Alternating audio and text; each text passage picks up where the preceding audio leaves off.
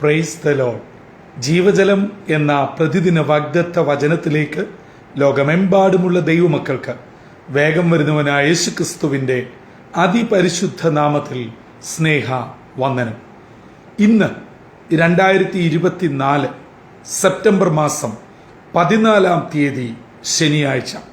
സ്വർഗത്തിലെ ദൈവത്തിന്റെ വലിയ കൃപയാൽ ഈ മാസത്തിന്റെ മറ്റൊരു വീക്കെൻഡിലേക്ക് തമ്പുരാൻ നമ്മെ പ്രവേശിപ്പിച്ചിരിക്കുന്നു.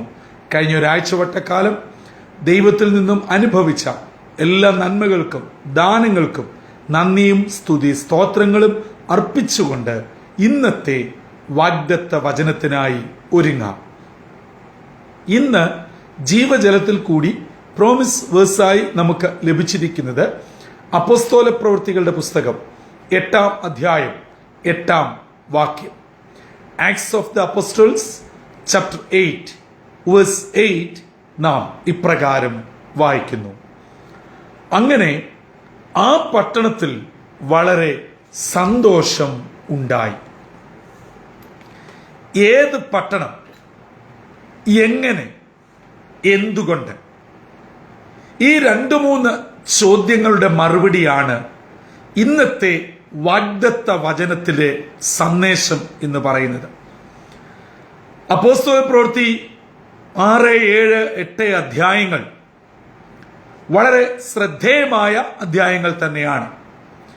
7-ാം അധ്യായത്തിന്റെ അവസാനത്തിങ്കൽ ഭക്തനായ ദൈവകൃപയുടെ മൂർത്തിഭാവമായിരുന്ന സ്തേഫാനോസ് പുതിയ നിയമത്തിലെ യേശുക്രിസ്തു കഴിഞ്ഞാൽ അടുത്തൊരു രക്തസാക്ഷി മരണം അഥവാ മനുഷ്യരുടെ ഇടയിലെ ആദ്യത്തെ പുതിയ നിയമ രക്തസാക്ഷിയായി നാം കണക്കാക്കുന്നു.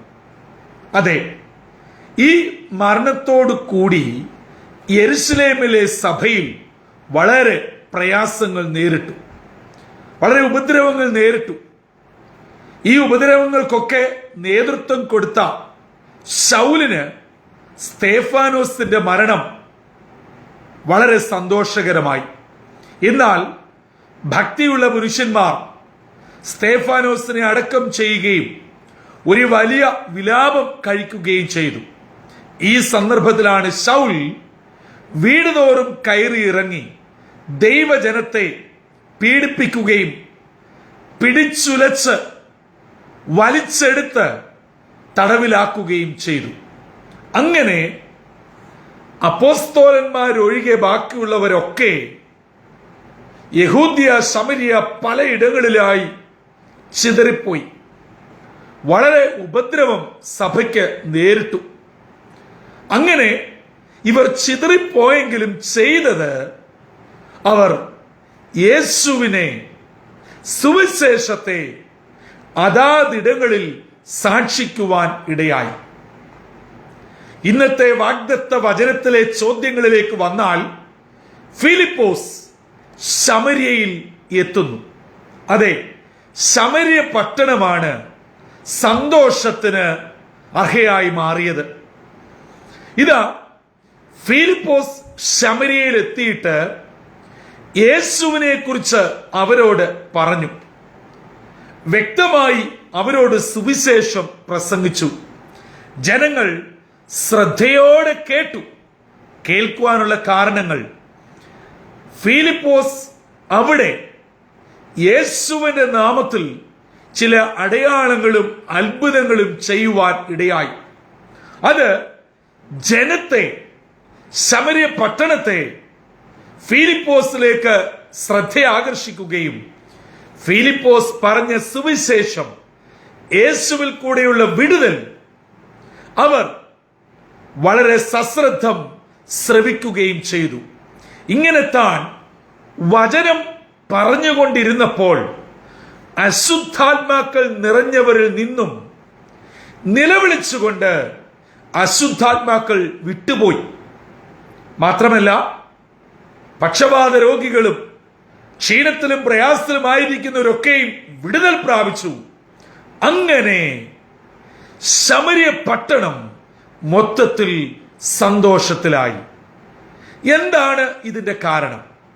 ഇതിനെ നമുക്ക് ഇങ്ങനെ അപഗ്രഥിക്കാം.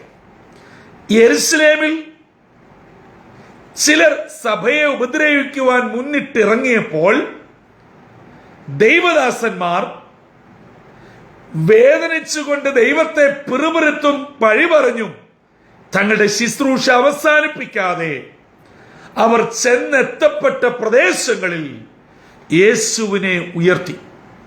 ആ പ്രദേശങ്ങളിൽ ജനങ്ങളിൽ പിശാച് തന്റേതെന്ന് അവകാശം പറഞ്ഞു വെച്ചിരുന്ന അന്ധകാര ശക്തികൾ വിട്ടുപോയി.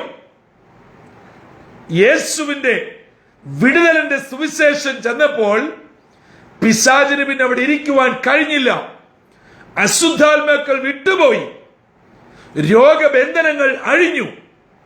അവിടെ ഉണ്ടായിരുന്ന പ്രതികൂലങ്ങൾ മാറി. അവിടെ ഒരു വലിയ വിടുതൽ നടന്നു.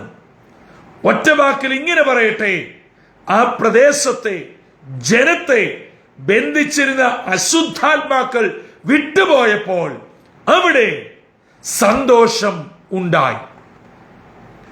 യേശുവിന്റെ പരസ്യ ശുശ്രൂഷ വേളയിലും ശമരിയ പട്ടണത്തിൽ കൂടെ കടന്നുപോയത് നമുക്കറിയാം.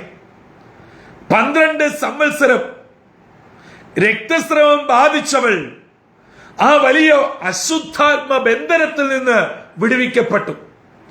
18 സംവത്സരം പൈശാചിക ബന്ധനത്താൽ കൂനിയായ സ്ത്രീയുടെ ബന്ധനത്തെ യേശു അഴിച്ചു. അങ്ങനെ യേശു നേരിട്ടും യേശുവിന്റെ ശക്തിയാൽ അപ്പോസ്തലന്മാരും അശുദ്ധാത്മാക്കളുടെ മേൽ ശാസിച്ച് വചനം കൊടുത്തപ്പോൾ അവ വിട്ടുപോയി. ജനം വിടുതൽ പ്രാപിക്കുകയും ദേശം സന്തോഷം അനുഭവിക്കുകയും ചെയ്തു. എന്നെ കേൾക്കുന്ന പ്രിയ ദൈവമക്കളെ, നമ്മൾ സന്തോഷിക്കാതിരിക്കാനും നമ്മുടെ കുടുംബം ദൈവകൃപയിൽ മുന്നേറാതിരിക്കാനും നമ്മുടെ കുഞ്ഞുങ്ങൾ ഉയരാതിരിക്കുവാനും കുടുംബത്തിൽ സന്തോഷം ഉളവാകാതിരിക്കാനും പിശാച് കാലാകാലങ്ങളിൽ പലവിധ തന്ത്രങ്ങൾ പ്രയോഗിക്കും. കാരണം അത് അവന്റെ പണിയാണ്, അവന്റെ ജോലിയാണ്. അതെ, ഈ ലോകത്തിന്റെ ദൈവം അവിശ്വാസികളുടെ കണ്ണിനെ കുരുട്ടാക്കിക്കൊണ്ട് ബന്ധിച്ചുകൊണ്ട് മുന്നേറുമ്പോൾ ദൈവജനം പറയുന്നു, ബന്ധനങ്ങളെ അഴിക്കുവാൻ യേശു പ്രത്യക്ഷനായി. അതാണ് നമുക്ക് നസ്രേത്ത് മാനിഫെസ്റ്റോയിൽ കൂടെ യേശു നസ്രേത്തിലെ സിനഗോഗിൽ താൻ എടുത്തു പറയുകയും യഹൂദന്മാർ യേശുവിനെതിരെ പിറുപിറുക്കുവാൻ ഇടയായിത്തീരുകയും ചെയ്തത്. അർത്ഥാൽ എന്നെ കേൾക്കുന്ന ദൈവമക്കളെ, നമ്മുടെ അനുഗ്രഹത്തെയും നമ്മുടെ ഉയർച്ചയെയും നമ്മുടെ സമാധാനത്തെയും നമ്മുടെ സൗഖ്യത്തെയും നമ്മുടെ സമ്പത്തിന്റെ ഭദ്രതയും കുഞ്ഞുങ്ങളുടെ ആരോഗ്യം, അവരുടെ വളർച്ച, അവരുടെ വിദ്യാഭ്യാസം, അവരുടെ ജോലി, നമ്മുടെ ആത്മീയ ജീവിതത്തിന്റെ സമസ്ത വിവിധ മേഖലകൾ, ഇവിടെയൊക്കെ പിശാചാവുന്നിടത്തോളം തന്റെ പ്രയോഗങ്ങൾ പ്രയോഗിക്കുവാൻ തന്ത്രം മെനയുമ്പോൾ ഇന്ന് പകൽ ഒരു കാര്യം ഓർക്കണം.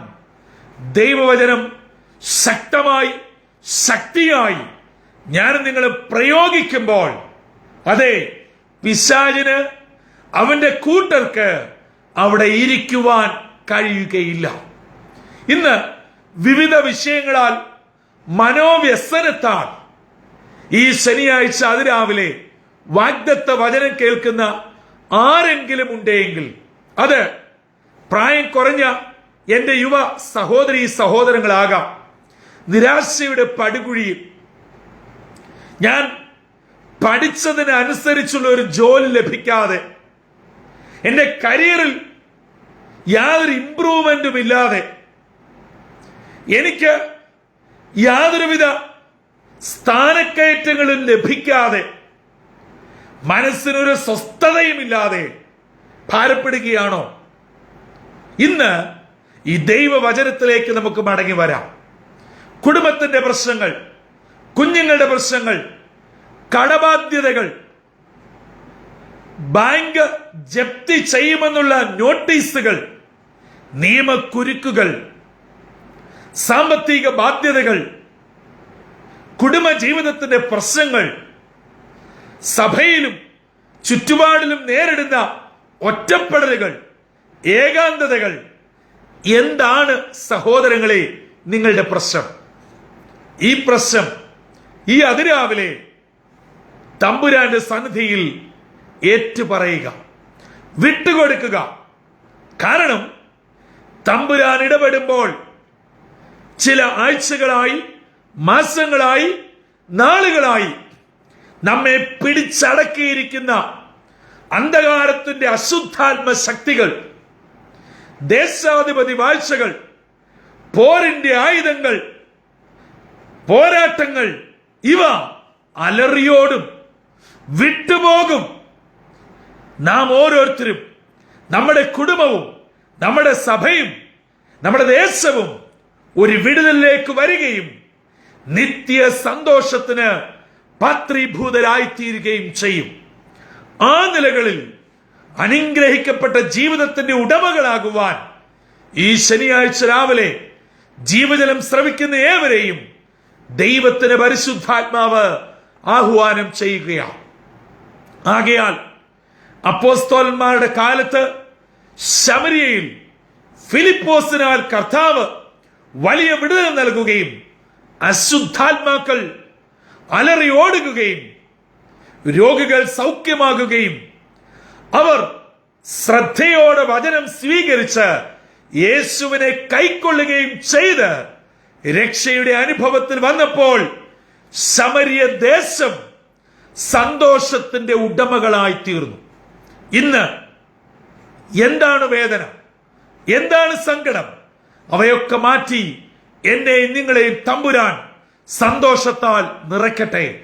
ഞാൻ ചോദിക്കട്ടെ, എത്ര നാളുകളായി ഒന്ന് ചിരിച്ചിട്ട്, ഒന്ന് ഉറങ്ങിയിട്ട്, സന്തോഷത്തോടെ ഇരുന്നിട്ട്, ഹൃദയം തുറന്ന് ഒന്ന് സംസാരിച്ചിട്ട്, ഭക്ഷണമില്ലാഞ്ഞിട്ടോ, ഭവനമില്ലാഞ്ഞിട്ടോ, വേണ്ടതൊന്നും ഇല്ലാഞ്ഞിട്ടോ അല്ല, പക്ഷേ എന്തൊക്കെയോ പോരായ്മകൾ, എന്തൊക്കെയോ ബന്ധനങ്ങൾ, ആകുല ചിന്തകൾ, വ്യാകുലങ്ങൾ നമ്മളെ വല്ലാതെ പിശാച് കോട്ടിമാട്ടിക്കളയുന്നു, സ്വസ്ഥത നശിപ്പിക്കുന്നു, കുടുംബത്തിന്റെ സന്തോഷം എടുത്തു കളയുന്നു.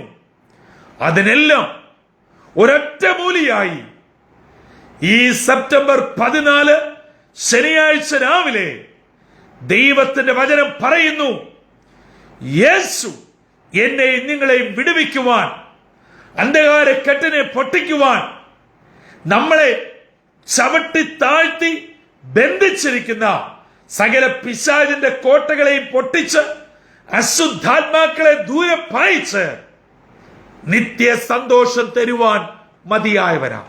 ഈ ജീവജലം ശ്രവിക്കുന്ന ഏവർക്കും വചനത്തിൽ കൂടെയുള്ള, കർത്താവിൽ കൂടെയുള്ള നിത്യ സന്തോഷം ലഭ്യമാവട്ടെ. അങ്ങനെ ഇന്നത്തെ ദിനം വിടുതലിന്റെയും അനുഗ്രഹത്തിന്റെയും സന്തോഷത്തിന്റെയും നന്മയുടെയും ദിനമായി നിങ്ങളേവരും ആയിരിക്കുന്ന ഇടങ്ങളിൽ ദൈവകൃപ അനുഭവിച്ച് സ്തോത്രത്തോടെ ജീവിപ്പാൻ സർവശക്തനായ ദൈവം ഇടയാക്കട്ടെ. അതിന് ഇന്നത്തെ വാഗ്ദത്ത വചനം നമ്മെ ഒരുക്കുകയും ചെയ്യട്ടെ. തലകളെ വണക്കാം, പ്രാർത്ഥിക്കാം. ഞങ്ങളെ അതിവാത്സല്യമായി സ്നേഹിക്കുന്ന ദൈവമേ, സ്വർഗീയ പിതാവേ, ഈ മാസത്തിന്റെ 2ാമത്തെ വീക്കെൻഡിലേക്ക് തമ്പുരാൻ ഞങ്ങളെ എത്തിച്ചതിനായി സ്തോത്രം. ഓരോ ദിനവും അങ്ങയുടെ കൃപയിൽ ഞങ്ങളെ പരിപാലിക്കുന്നതിനായി സ്തുതിക്കുന്നു. ദൈവദാസന്മാർ സഭയ്ക്ക് ഉപദ്രവം നേരിട്ടപ്പോൾ ചെന്ന ദേശങ്ങളിലെല്ലാം വചനം പറയുകയും അനേകർ വചനത്തിൽ വിശ്വസിച്ച് ആശ്രയിച്ച് രക്ഷയുടെ അനുഭവത്തിലേക്ക് വന്നതിന്റെ ഫലമായി കർത്താവ് അവരിൽ അത്ഭുതം ചെയ്യുകയും അവരെയും ദേശത്തെയും ബന്ധിച്ച ബന്ധനങ്ങളെയും പിശാചിന്റെ കോട്ടകളെയും തകർത്തതിലൂടെ ദേശത്തിന് സന്തോഷവും സൗഖ്യവും വന്നത് ഇന്ന് ഞങ്ങളെ കേൾപ്പിച്ചതിനായി സ്തോത്രം. കഴിഞ്ഞ ചില നാളുകളായി ഉള്ളു തുറന്ന് സന്തോഷിക്കുവാൻ കഴിയാതെ, ഉറങ്ങുവാൻ കഴിയാതെ, ചിരിക്കുവാൻ കഴിയാതെ ആത്മാർത്ഥമായി പ്രാർത്ഥിക്കുവാനോ ആരാധിക്കുവാനോ കഴിയാതെ ഞങ്ങളെ ബന്ധിച്ചിരിക്കുന്ന സാത്താന്റെ സകല ബന്ധനങ്ങളിൽ നിന്നും ഞങ്ങളെ വിടുവിക്കണമേ. സ്വർഗീയ കൃപ ഞങ്ങളുടെ മേൽ, ഞങ്ങളുടെ കുടുംബങ്ങളുടെ മേൽ, ഞങ്ങളുടെ സഭയുടെ മേൽ, ഞങ്ങളുടെ ദേശത്തിന്മേൽ ചൊരിയണമേ. ഇന്നത്തെ ദിനം വിടുതലിന്റെയും അനുഗ്രഹത്തിന്റെയും നന്മയുടെയും ദിനമായി അങ്ങയെ സേവിപ്പാനും സാക്ഷിപ്പാനും ഞങ്ങളെ ഒരുക്കണമെന്ന് യേശുമശിഹാ മൂലം അപേക്ഷിക്കുന്നു. കൃപയോടെ കേൾക്കുമാറാകണമേ. ആമീൻ, ആമീൻ, ആമീൻ. പ്രിയ സഹോദരങ്ങളെ, ഇന്നത്തെ വാഗ്ദത്ത വചനം നമ്മിൽ ഒരു പുതിയ ചലനം ഉളവാകട്ടെ. ഞാനും നിങ്ങളും പിശാചിന്റെ അടിമത്വത്തിൽ കഴിയേണ്ടവരല്ല, കർത്താവിന്റെ സ്വാതന്ത്ര്യത്താൽ വിടുതൽ പ്രാപിക്കേണ്ടവരാണ്. എന്തിന്മേൽ? സകലത്തിന്മേലും. അങ്ങനെ ഒരു വലിയ വിടുതലിന്റെ ഉടമകളായി നാം ആയിരിക്കുന്ന ഇടങ്ങളിൽ കർത്താവിനെ സാക്ഷിക്കുവാൻ, കർത്താവിനെ അനുഗ്രഹിക്കപ്പെട്ട മക്കളായി അനേകരെ ഈ ദൈവവചനത്തിനെങ്കിൽ ആനയിപ്പാൻ സർവശക്തനായ ദൈവം ഇടയാക്കട്ടെ. അതിന് നമ്മെ തന്നെ ദൈവകരങ്ങളിൽ ഏൽപ്പിച്ചുകൊണ്ട് ഇന്നത്തെ ദിനത്തിന് നന്ദി കുറിക്കാം. കർത്തൃ ശുശ്രൂഷയിൽ നിങ്ങൾക്കൊപ്പം brother Santhosh Kodukulanji. God bless you all.